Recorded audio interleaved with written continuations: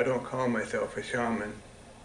It's not a term that one personally calls oneself because it's a community designation.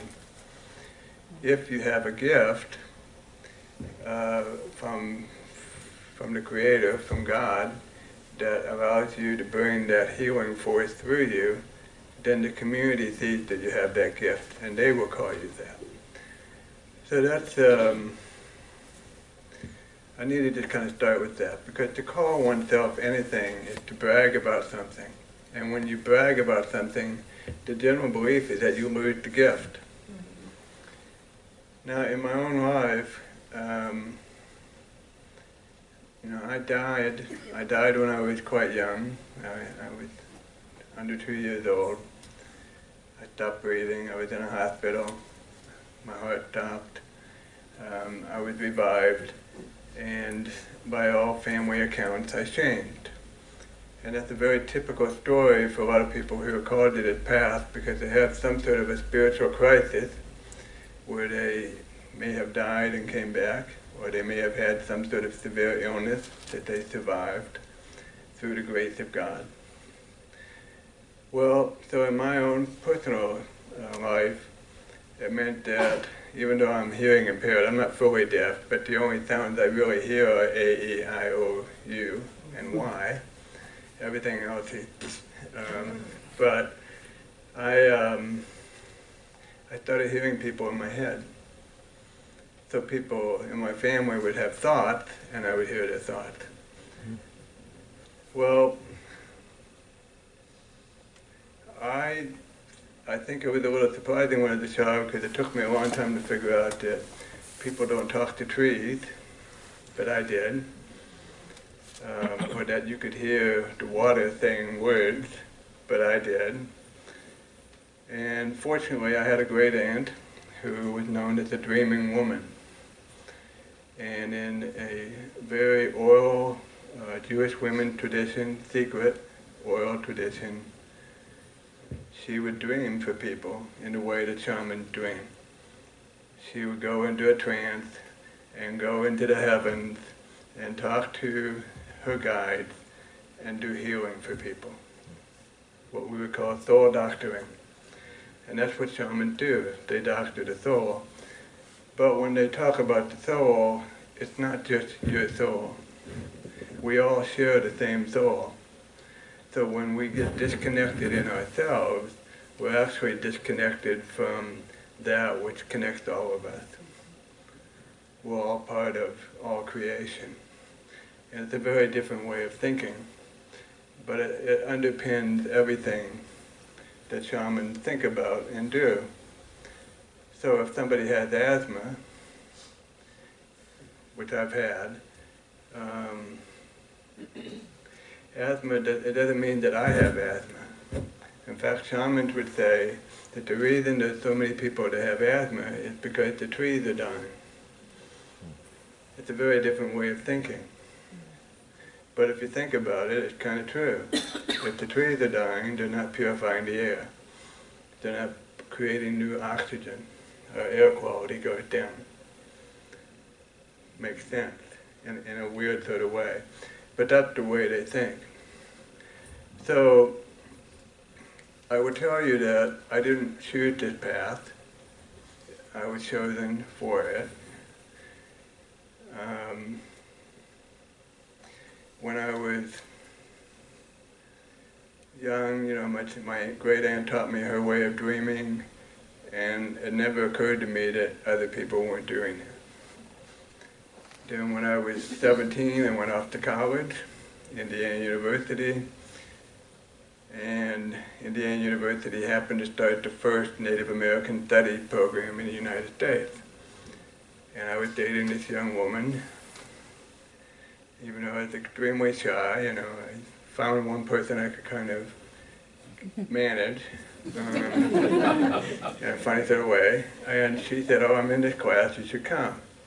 So I went to the class, and it was being taught by Ben Black Elk. And Ben happened to be the son of Nicholas Black Elk.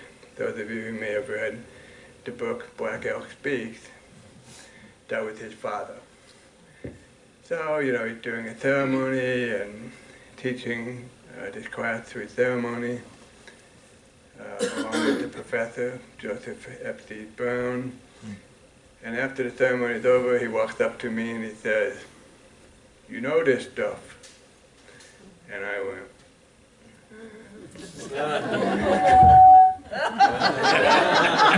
yes, I did squeal too. So, but I proceeded to sit in the class. I got found out. So, and then I began to understand that what I took for granted really wasn't true. So shortly after that, I thought I was going to go to law school because I had a sense of justice and wanting to do right in the world. And I was in law school for 3 days. Longest career in law school of all time. Dan Quayle was in my law class, if you remember him. He came up to me on the very first day of law school. It was 100 degrees outside with 90 degrees humidity. I went to law school in shorts and a t-shirt. Everybody else was in suits. And the 3 women out of 300 students were, of course, in suits as well. He came up to me and said I was a disgrace to the law school. And I used the F word. But, I'm sure Dan Quayle does not remember this, but it's okay. Well, so shortly after that, I was lost. And in my dreaming, the Spirit told me I should go into psychology. So I basically faked my way into graduate school. And the way I faked was I wrote a letter to the department. I said, "I'm here. Who's my faculty advisor?" And they said, "We can't find you." Well, I never applied. And then I said, "What do you mean you can't find me?" And of course, somebody chose not to come, and they gave me that slot. I had what was needed. So, and fortunately, when I was in graduate school, they were doing circles, and so I was in circles. They weren't, they weren't shaman circles, but they were circles, and weird things were happening in the circles. Things like the facilitator would be facilitating, and I would say I'd like to talk in the circle, and we would both go into a spirit trance. And I would take them on a journey, like shamans do, and they would freak out. Meaning they'd say, "What was that shaman stuff you were doing?" And I would say I didn't know what I was doing, and I got kicked out. I probably set the world record for being kicked out of more circles than anybody I know, but I was still kicked out. And I began to realize that even though, I am an accredited professional, that really wasn't my path. So that's kind of trying to give you a sense of how I started. So when I was in that process, I was always dreaming. And a lot of this process for me has always been this feeling of like a Carole King song, where it goes, that song which it goes, "Will you lead, I will follow." So I'd have these dreams, and so it's a little bit like, "Will you lead, I will follow. I will do whatever you tell me to," kind of thing. Well, so in the early days, it was just stuff like doing what shamans do. Helping people who were dissociated, feeling empty inside, what shamans would call soul loss, helping bring back the parts of their soul that they were missing. Because when we're traumatized, we jump out of our skin. Or if somebody's violent with us, maybe they steal part of us. And so in the early part of my practice, working in community mental health, working with the most severely disturbed people you can imagine, I was pulling stuff back into them. Or I was removing things that shouldn't be there, like the dead, people who had died but hadn't crossed over. During the Jimmy Carter recession, for those of us who remember the Jimmy Carter recession, I was in private practice. I was seeing about 30 people a week, so I was doing quite well. And then all of a sudden, I went down to 6. And I had more people as clients than anybody else in the clinic. Because when people had no money, they couldn't afford therapy. Well, so I got a job working in an inpatient psychiatric unit. And 2 days into it, it was a locked unit. Nobody had been discharged in something like 9 months. The county was disturbed because they had all these people, they didn't know where to put them, and they needed people moving through the system, getting better. And the Spirit told me in a dream, you have to put on a ceremony on the unit. And I said, no, I ain't putting on it. I mean, this is typical of my dream too. I always say no. And then they always go, oh yes, you are. But, so they told me. And so, essentially they told me I had to dress up as Obi-Wan Ben Kenobi and walk into the psychiatric unit dressed up with a lightsaber and declare that there was going to be a healing today. So that's what I did. This is on the 3rd day of my starting out as the treatment director for an Well, you can imagine all these, typical psychiatric unit, the staff hides in the nursing station.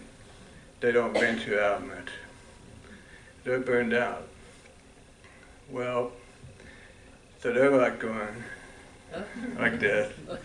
The patients are going, they're all excited, and this guy comes up to me and he says, oh, you're going to heal the dead, you're going to heal the dead. And I said, yes, the grateful dead. And they were. And so I was clearing this space because it was actually a very old institution. Had been the poor people's home and then became a mental health facility. And lo and behold, everybody got better. Quickly. So that within 6 months, everybody that was on that unit, all 30 people, had been moved to a lesser restricted setting.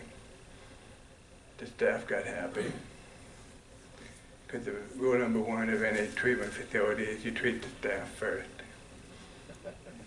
If you can heal them, then the healing can happen. But it's always been that way for me, that I have a dream and they tell me what to do, and then it happens. I call it the invitation. But it is a path of calling. One doesn't know how so many circumstances just kind of happen. They happen for all of us in different ways, where one little act that we do changes something for someone else. Only I get to do it all the time. I used to think it was a burden, what my life was. Now I can't believe how graced I've been, because I grew up with extreme poverty and extreme violence, and my parents never went anywhere. Their lives are like this, and I get to travel all over the world. How amazing is that, right? So, in the 1980s, I started having dreams about peace. And I've talked about this here before, but in the original dream, Moses and Myron came to me. I was in California at the time, and they said, they were fighting actually in the room. I was at Eshowsky. If you've heard of Eshowsky, I was at Eshowsky at the time. And they were fighting. Moses was angry at Myron because Myron was saying, Moses, you're really stupid. If you'd walked in a straight line for 7 days, you would have gotten to the promised land. Right away, like that. 40 years? What is it? Right? And Moses was getting mad, but finally they told me they wanted me to come with them. We went down the slope to the ocean, and Myron had Moses do the Cecil B. DeMille thing with the ocean, and he turned to me and says, "We want you to work on peace. Tell people peace will come. That it's going to be a long road and a lot of work, but peace will come." And I, of course, said, "I'm short, I'm bald, I was even chubbier, I'm heavy, I speak kind of funny because of my hearing impairment. Nobody's going to listen to me going, peace is coming, peace is coming." Well, and I said, "No, I'm not doing it." And they said, "Yes, you will." And I said, "No." And then they, in the dream, in the spirit dream, they turned me into Charles Lawton, Quasimodo, Hunchback of Notre Dame, and had me singing a song. And I said, "What song am I supposed to sing so people will listen to me?" And they said, "Stand By Me." So I said, "Yeah, right, I'm going to sing Stand By Me."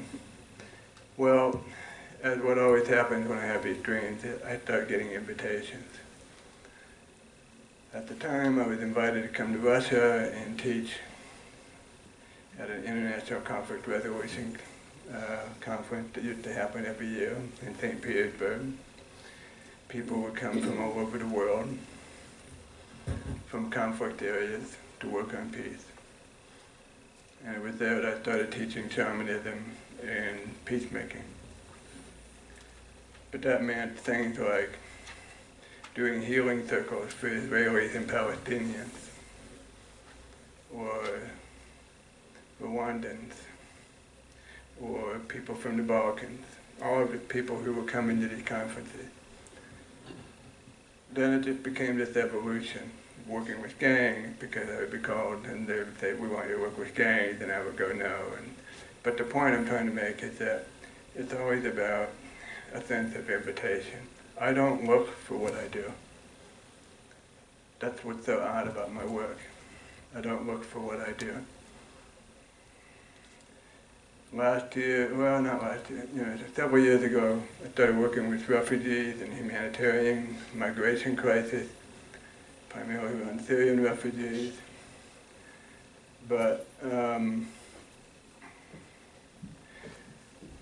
was invited to Germany when things were really getting hot in Europe. And most of the refugees in Europe are not from Syria. They're actually from Pakistan, Afghanistan, Africa. Quite a few from Syria. But the point was, so here I was, being invited, and the problem that they were having was they had all these African men who had been in slavery. They had been in slavery in Arab countries, because there still is a slave trade. And they had escaped when Libya fell apart. They had escaped, and they got put in camps in Germany with Syrians.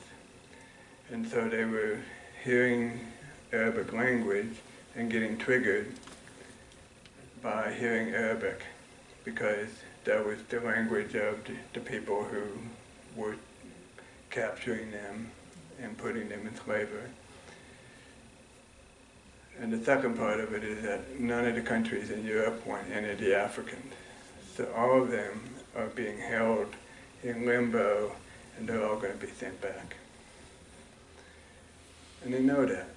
So here I was, being asked to work with them, and end up doing this huge ceremony, a healing ceremony, healing the souls of all these very wounded men who have been beaten and tortured while they were in Libya.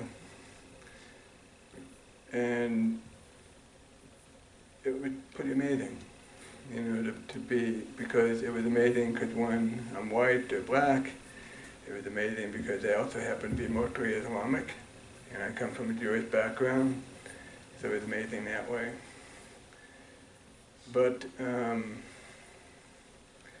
what's happening now is that in my own personal life currently is, number one, is that I've been asked to come to Africa to work in refugee camps in Africa because they're trying to figure out how to create healing circles for trauma, for the souls of the people that are in the camps, which I agreed to do, which means I will never retire.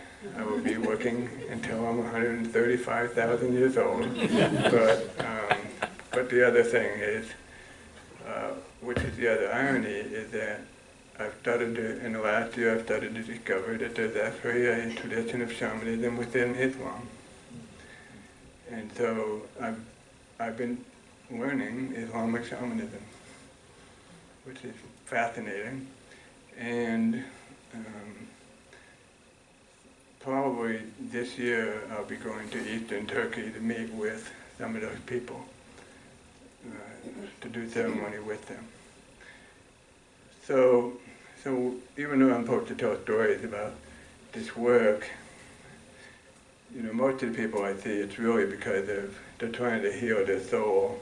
And shamans really see all illness as spiritual.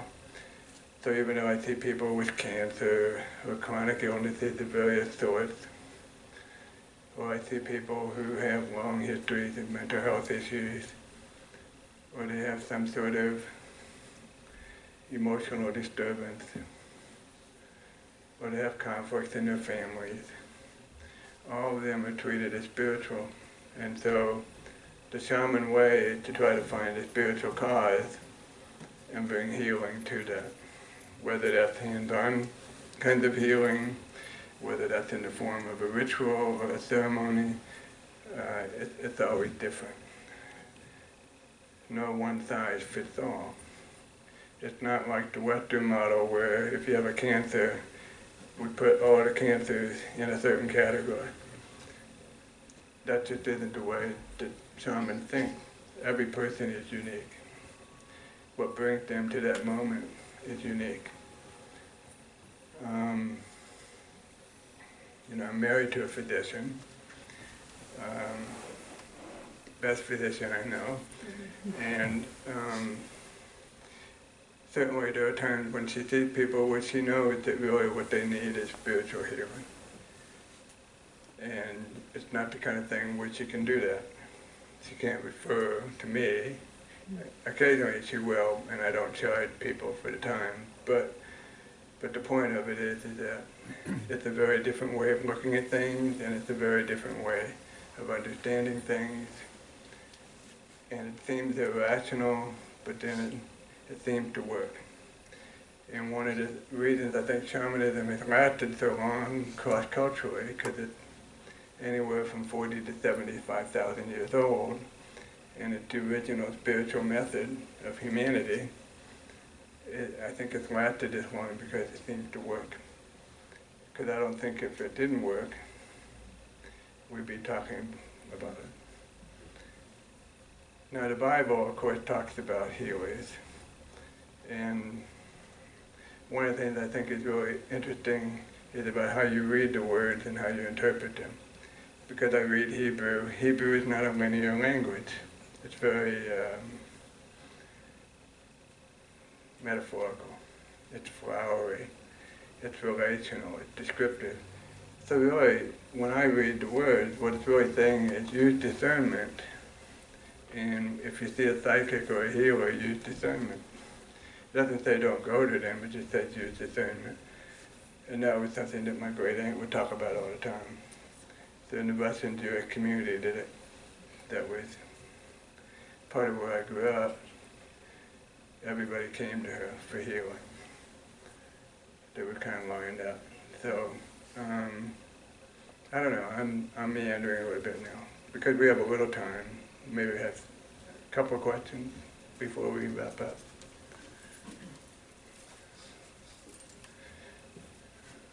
So, how do we do this? Why don't you turn yours off? Good idea. Now it's off. I'll talk louder, is that okay? That's plenty good. You mentioned that you are aware that there are shamanism is widespread across cultures and religious beliefs. Have you yourself interacted with other shamans and had that experience of sharing some of yours with theirs and the sense of how widespread shamanism is? Actually, thank you for the question. Obviously, the answer is yes, but in the last year, it's actually kind of an interesting side story, but in the last, about a year ago, I was contacted by a number of indigenous shamans from around the world. You know, from Aboriginal shamans in Australia, Siberian shamans, Native American shamans, South American shamans, and I was asked to join them and work on a world project. The general feeling and belief was that there's a transformational change happening in our world, kind of what I would describe as a rise of the divine feminine, a new kind of energy. And so the work that I've been doing with them through virtual technology, meaning that I'm talking to shamans in different countries around the world, we're all seeing each other on video internet, doing ceremony together. But on the other side of it, you know, I have been all over. I have worked with shamans from all over. And really, once you know how shamans work, you don't even need to know the language. If you watch what they're doing, you'll know what they're doing, because you understand that we're all doing the same thing.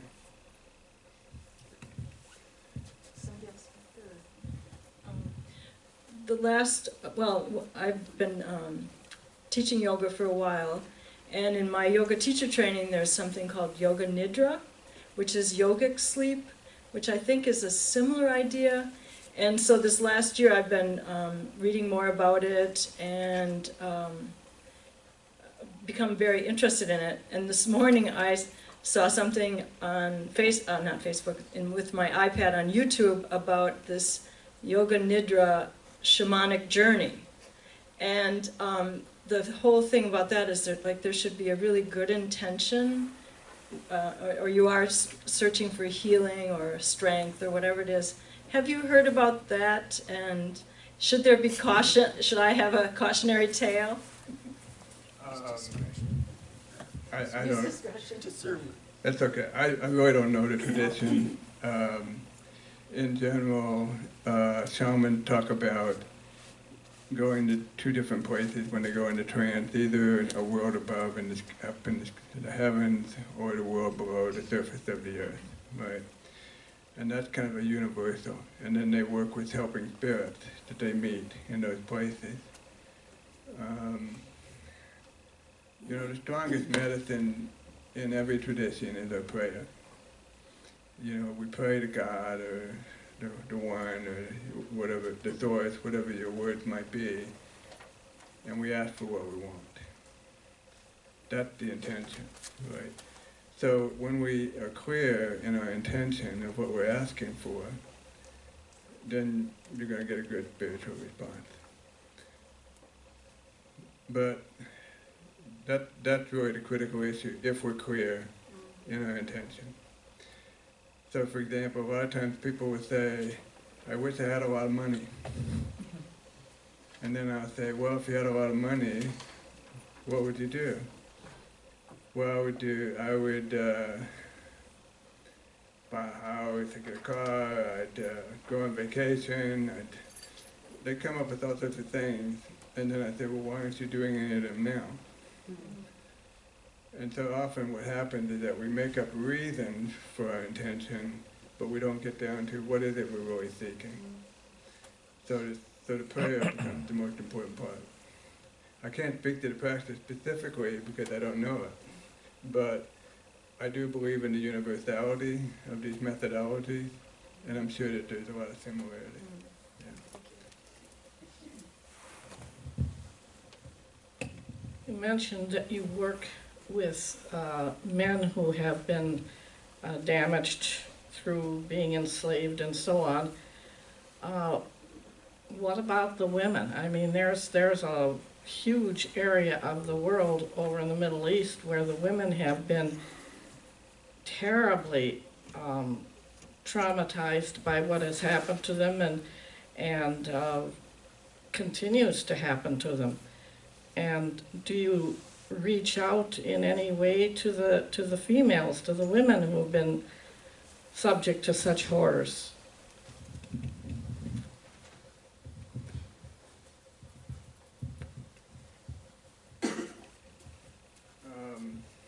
The answer in general, no. But I'll tell you why. I have done, first of all, in Islamic culture, men do not touch women.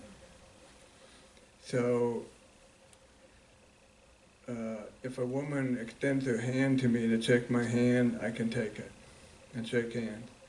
But I can't initiate touch. On the other hand, I have done healing ceremonies where women have been there.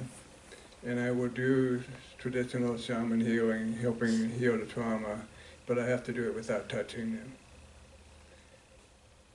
90% of the work that I do in the Middle East, you know, with the refugees and is with children. Because the children have been exposed to the violence. They've seen their family members killed or beaten or tortured. They've seen rape. Because rape has become a primary form of violence in war. So I work with them. And with girls and boys under a certain age, touch is free and easy, and I can do more direct work. Your question's a good one. So what I have to do in those circumstances is find and support the young women who work with the women around those issues. And I do a lot of that kind of indirect training and support. So are there any women healers? No. And yet traditionally, women have always been the healers. Yes, I agree. The healers that I've been working with that have been teaching me Islamic shamanism are all women, but they're Turkish. And you know, being Turkish and actually is a little different than being Arabic. So so there's some differences that way. I feel like I'm on Oprah. You mentioned your work with the Israelis and Palestinians. Would you comment about what your feeling is vis-a-vis Benjamin Netanyahu's re-election?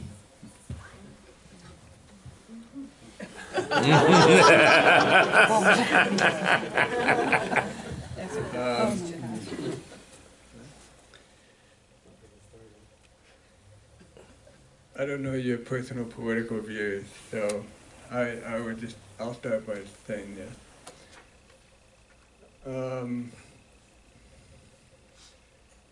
I would just personally confess I do not like Benjamin Netanyahu.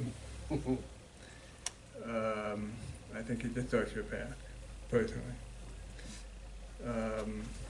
I'm very close to a lot of people in Israel who are working very hard to try to bring healing between Israelis and Palestinians. And so for all of them, this is a difficult, challenging time. On the other hand, Benny Gantz and I can't remember the other guy's name, actually did pretty well, you know, in the vote. And so there's a feeling that things will change. For the first time in a long time, there is a feeling that things will change. And so therefore, I would say I'm more hopeful than not, surprisingly. When I first started meeting people in the Israeli peace movement, there was something very interesting that was occurring. They were all burning out. And all the people that I knew who were the leadership in the Israeli peace movement, they all moved to Peru. They started doing ayahuasca. Seriously, this is true. And they got into the whole ayahuasca spiritual shaman thing there. and they didn't want to go back. Israel's pretty intense, so they didn't go back. I'm very connected with two different things that are going on. One of them is called the Sulha Project. Sulha is the Palestinian form of talking healing circles, like the Native American talking healing circles. And so Yoav Peck, who's a good friend of mine, he's Israeli, he is the co-director along with, I don't know who the new co-director is, they just changed, because they have a Palestinian. But they meet once a month, they have circles, usually about 200 Israelis and Palestinians who are talking together about the hard stuff. So that's one example. And then there's this wonderful creative thing going on called Kru Olam. And Kru Olam is, they bring together thousands of people in music performance. Israelis, Arabs, Druze, because Druze people are different, and Christians and Islam, and the whole panorama, and have thousands of people singing together. Typically songs of peace, but these performances are amazing, and you should watch them online. They're quite astounding. So I'm kind of meandering, but the point of it is that I'm actually more hopeful than you would think when you see the surface. And I'm going to Israel after I go to Jordan in October to go to a healing circle and to teach shamanism up north. So it'll be interesting to see what it's like when I go back. Thank you. Any other last question? This will be the last one.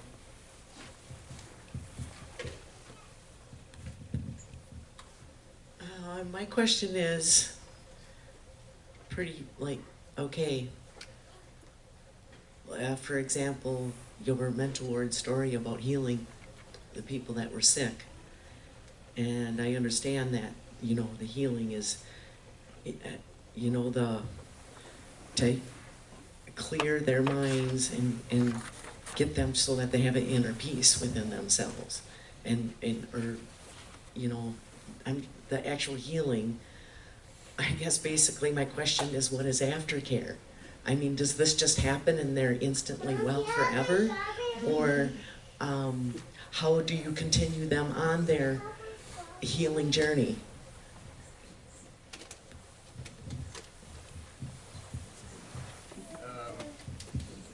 That's a great question, because so many people come wanting the instant magic cure. And the truth is that I have seen many miracles, and people will get better, and then and it lasts, for some, as far as I would know, forever. But the truth is that traditional shamanism is done in a community.